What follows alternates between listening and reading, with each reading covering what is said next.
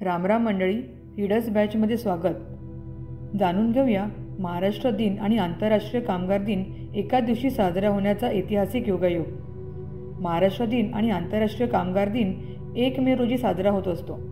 या दोन्ही दिवसांच्या मागचा इतिहास जरी वेगळा असला तरी या दिवसांमध्ये एक साम्य आहे.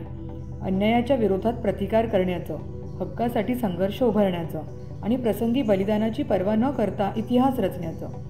मराठी भाषिकांवर होऊ घातलेला अन्यायकारक राज्य स्थापनेचा घाट राज्यातील कष्टकरी कामगारांनी उधळून लावला आणि महाराष्ट्राची स्थापना केली.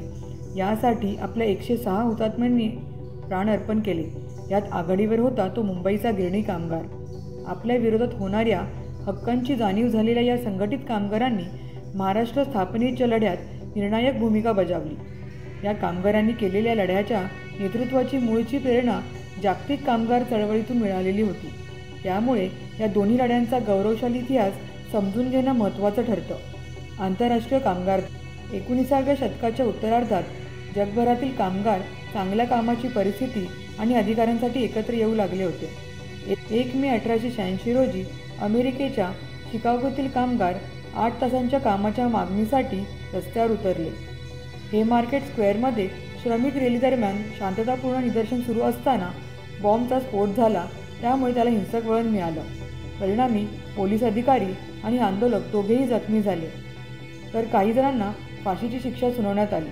कामगार दिनाची घोषणा. या सर्व घटनेचा पडसाद म्हणून 1889मध्ये पॅरिसमधील आंतरराष्ट्रीय समाजवादी काँग्रेसमध्ये कामगार आंदोलनात वीरमरण आलेल्या शहीदांचा सन्मान करण्यासाठी आणि सर्वत्र कामगारांशी एकता प्रदर्शित करण्यासाठी 1 मे हा अधिकृतपणे आंतरराष्ट्रीय कामगार दिन घोषित करण्यात आला.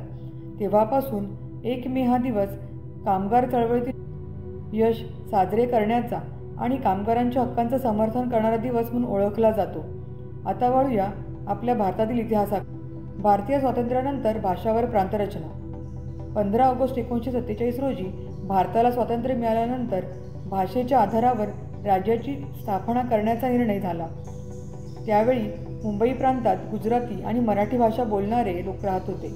भाषावर प्रांतरचनेची मागणी जोर धरू लागल्यानंतर गुजराती भाषिकांनी स्वतःचं वेगळं राज्य व्हावं असं वाटत होतं. त्याच दरम्यान मराठी भाषिकही महाराष्ट्र राज्याची निर्मितीची मागणी करत होते. या काळात मुंबईतील काही गुजरात धार्जिण्या नेत्यांनी मुंबई शहर गुजरात राज्याला जोडण्याचा प्रयत्न केला आणि मुंबईसह महाराष्ट्राची निर्मितीची मागणी जोर धरू लागली.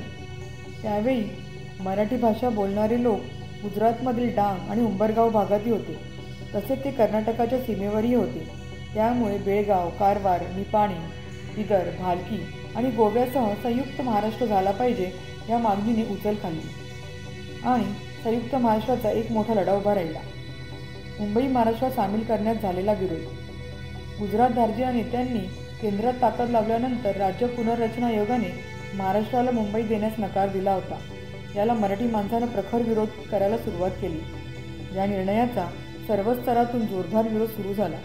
21 नोव्हेंबर 1956च्या सकाळपासून फ्लोरा फाउंटनच्या परिसरात तणावाचं वातावरण होतं. यावेळी आंदोलक मुंबई महाराष्ट्रात राहिली पाहिजे यासाठी ठिय्या मांडून बसले होते. याचा परिणाम म्हणून कामगारांचा एक विशाल मोर्चा तेव्हाच्या विवेकशून्य सरकारचा निषेध करण्यासाठी फ्लोरा फाउंटन समोरील चौकात येणार होता. मुंबईतील कापड गिरण्यातील कामगार पहिल्या पाळीच्या सुट्टीनंतर गिरण गावातून मोर्चात सामील झाले. त्यावेळी मुंबईच्या फोर्ट भागात जमाव आणि सभाबंदीचा आदेश जारी करण्यात आला होता. महाराष्ट्र स्थापनेसाठीचा निर्णायक सत्याग्रह. परंतु सरकारच्या या जमावबंदीला झुगारून मुंबईकर फ्लोरा फाउंटनच्या चौकात सत्याग्रह करण्यासाठी ठाण मांडून बसले होते. त्यांना उधळून लावण्यासाठी सुरुवातीला लाठीमार करण्यात आला, परंतु आंदोलक लाठ्या खाऊनही जागा सोडत नाहीत असं दिसल्यावर अखेर पोलिसांना त्यांच्यावर गोळीबार करण्याचा आदेश देण्यात आला. मुंबईत राज्याचे त्यावेळचे मुख्यमंत्री मोरारजी देसाई यांनी हा दिसल्याक्षणीच गोळ्या घालण्याचा आदेश दिला होता. शांततेच्या मार्गाने सुरू असलेल्या या सत्याग्रहींवर पोलिसांनी गोळीबार सुरू केला आणि मुंबईच्या रस्त्यावर रक्ताचा चिखल झाला. रेतांचा खच पडला. संयुक्त महाराष्ट्राच्या या लढ्यात 1957 पर्यंत 106 आंदोलकांना आपल्या जीवाचं बलिदान द्यावं लागलं. अखेर याच आंदोलनाला यश मिळालं आणि 1 मे 1960 रोजी मुंबईसह संयुक्त महाराष्ट्राची स्थापना करण्यात आली. महाराष्ट्र राज्याची निर्मिती झाली तरी संयुक्त महाराष्ट्र होण्याचं स्वप्न काही प्रमाणात अपुरंच राहिलं. त्यामुळे बेळगाव, कारवार, निपाणी, हुबळी, धारवाड, बिदर, भालकी हा कर्नाटकातील मराठी भाषिक भूभाग अद्यापही महाराष्ट्रात सामील होऊ शकला नाही, याची खंत मात्र कायम लागू राहिली. अशाच माहीत नसलेल्या गोष्टी जाणून घेण्यासाठी रीडर्स बॅचसोबत जोडून राहा. जय महाराष्ट्र, जय हिंद, जय भारत.